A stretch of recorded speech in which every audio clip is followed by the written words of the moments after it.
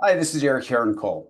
I lead the executive coaching practice for AchieveNEXT. We work with A-player leaders to get more out of themselves and to build A-player teams.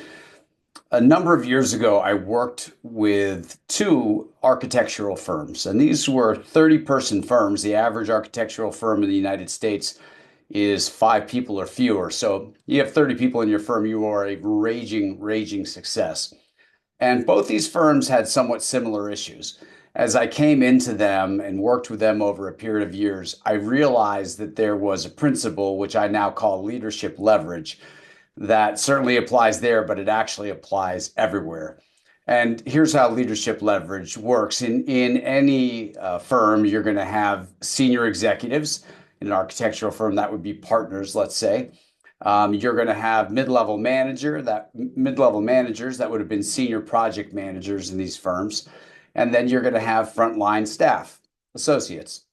And in the context of any professional service firm and in an architectural firm, ideally, you really want the partners spending a bulk of their time on business development, rainmaking, and bringing new business in. In order to do that, they have to have their senior project managers owning client relationships, meaning current clients call them with questions, they don't call the partners. And in order for senior project managers to do that, they need their staff, their associates, to really be owning the work. And what you found, and I found in these firms, and again, these were excellent firms, and then I subsequently found in almost every company with which I worked, that these organizations needed some organizational chiropractic. They were out of alignment. And you could tell they were out of alignment because everybody was working at least one level down.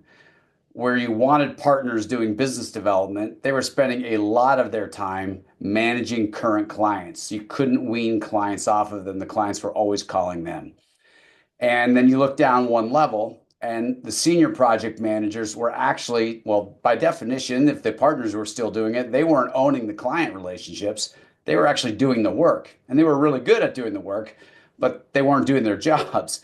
And then you looked even further down, and you had the associates, the frontline staff, who were not owning their work. They were reactive. They were gophers. Do this, do that, go for this, go for that. But they weren't taking ownership of anything.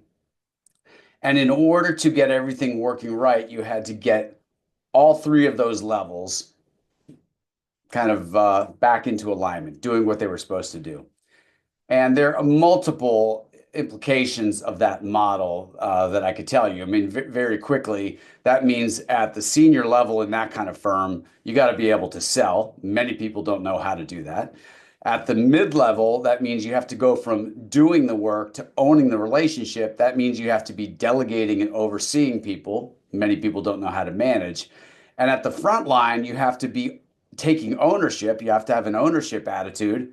Many people don't know how to do that. So there's work to be done at all three levels.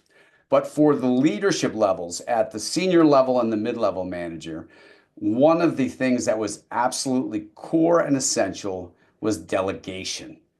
They didn't know how to delegate. And I would say quickly, there are three things that I want to point out that are really key to delegation, some of which may be obvious, others not so much. Number one is, do you understand your job? Do you understand your job? These senior project managers, these mid-level folks, for example, not all of them really understood that they were to be owning the client relationship.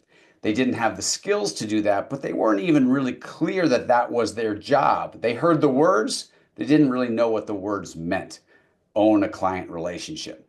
So clarity around your role and your priorities. What does it look like to be successful in a particular role? Really important. Number two is investing the time.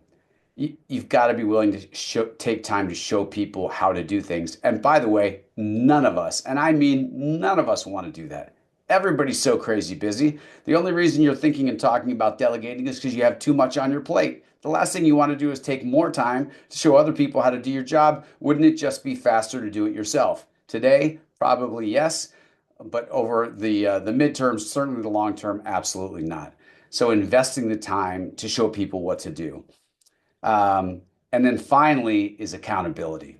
And again, this is not a patent pending idea. We all know it needs to happen, but many of us really shy away from it.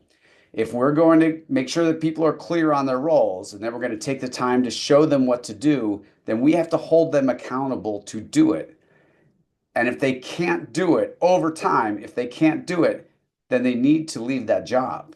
They either need to be in another role or they need to leave the organization because that misalignment, if left alone, is going to hurt everybody. Hope you found this helpful. Look forward to the next one. Talk to you soon.